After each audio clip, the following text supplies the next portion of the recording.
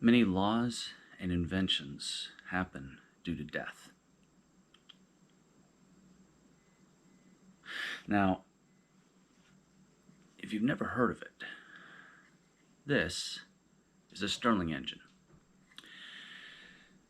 It's completely forgivable that you've never heard of it because, honestly, not many people have heard of a Stirling engine.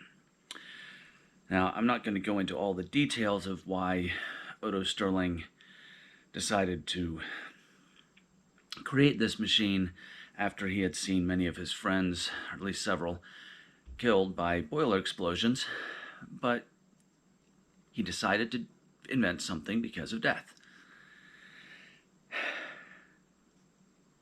Now, the biggest reason why you've never heard of this is because it doesn't get very large before it starts eating itself up. But before you say, well, that makes it a useless machine, Sweden has at least a couple of submarines powered by Stirling engines. And they are literally so quiet that during a War Games exercise, they scored a direct hit on a major aircraft carrier. You know, that's not something that you do and not get noticed. They have two 45,000 watt Stirling generators, Stirling engine power generators, on board those submarines, and that's about as big as you can get. Beyond 45,000 watts, getting into 50,000 watts, they begin to lose efficiency. And this is why Stirling engines aren't really popular, because in order to power major industrial applications that, power our world in the millions of watts, maybe billions of watts, having a 45,000 watt generator as pretty much your largest power source. And yeah, they can run mechanical stuff too, but they don't have great torque. So, create electricity and let everybody else deal with it from there. They just don't get large enough. Now, to explain what this is, it is an external combustion engine. You don't put anything into this. But it does run. Let me show you a little bit of time of it running. Then I'll come back and show you some of the interesting things about this engine that I haven't seen before.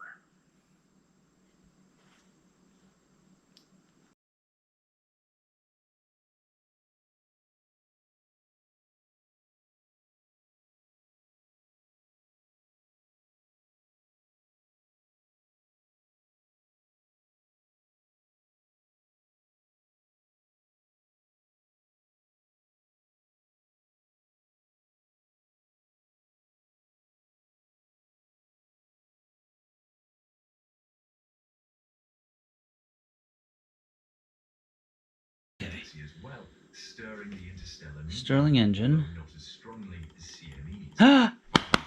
It works! Triggered by an interstellar shockwave from a supernova. If we think about the potential.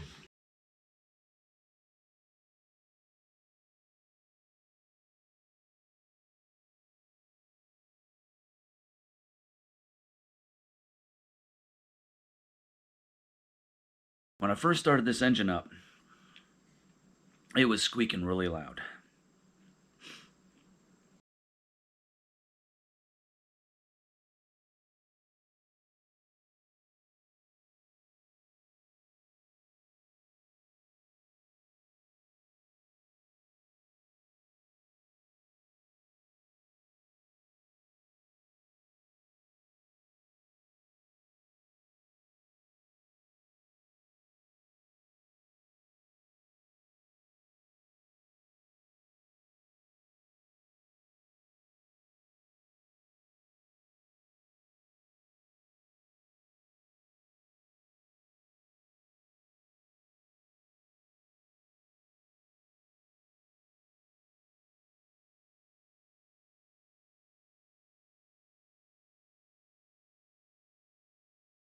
16.167 AU, which is about 10.8 billion miles, or about 17.378 billion kilometers from Earth, moving at a velocity of 9.6 miles per second, or 15.4 kilometers per second, relative to the Sun. But after In the direction of the a little while running, Soviet, on November 5th, I remembered that 22 crossed it just probably was old and hadn't been lubricated. So I got some full synthetic oil that I use in my cars.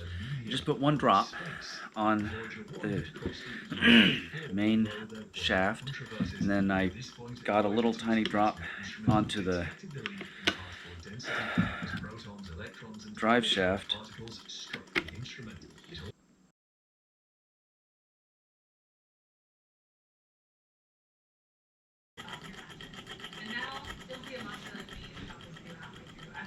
And after that, it ran and ran and ran and ran. Literally. I had to turn off the camera because I was running out of space on my memory card. If I remember correctly, it ran for almost 5 hours before I just finally took it off because it was slowing down. The water was cooling off, and it was down to half to quarter speed, but still 5 hours of runtime on an insulated cup. Yeah, pretty massive amount of time.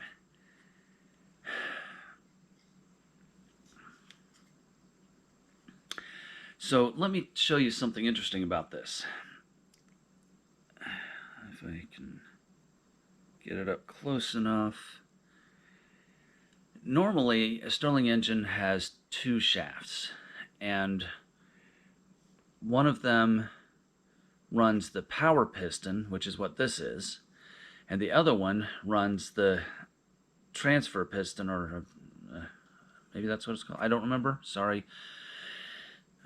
Down here. But this one has a really interesting function where it doesn't have another rod turning the piston below. Now this means that it can't run upside down or sideways. As you can see, it just shifts. But it's a pretty tight tolerance, and it can't run upside down because it doesn't fall. That's a bad view. Okay. But I'm guessing that this little tip on the power piston is a magnet, and it pulls the piston, the lower piston, up and down to complete the cycle. It's really, really quite interesting. Now, this is an external combustion engine. It will run on anything. In fact, if it was cold enough, like middle of winter cold, I could probably put this on my hand and spin the wheel, and it would run by itself for at least a few strokes. Maybe not very quickly, but it would. I have seen people do it with better quality ones than this that had the two shafts and everything, and it did not run very fast, but it did run. But it's a potential difference machine, and it's literally a couple of days after summer solstice as I make this video, and it's not very cold. In fact, I'm almost sweating at the moment, and it's under 80 in the house, but I think I got the thermostat set at 72. Yeah, it's just not, I'm almost sweating. It's not cold. I'll have to see if I can try this outside in about 6 months and see if it'll run well. I'm thinking this is just a cheap one, because a good quality one will have two shafts and, you know, be a little bit of a different machine. But this is a child's play toy, and it's good for what it is. But it's neat. I don't know what that symbol is. Anyhow, a major delay on my phone reading information off of the camera. But it's a awesome thing to find. I found this at an antique store, and the person who had it there to sell had no clue what it was. They had put a label on it that said mechanical question mark. They didn't have a clue. They had no idea what this was. But this is a Stirling engine, and if we could get one of these in every house, it would be awesome. Now, is that possible? Yeah, it is. Admittedly, there are very, very few that are large enough to really make a massive difference at this point. But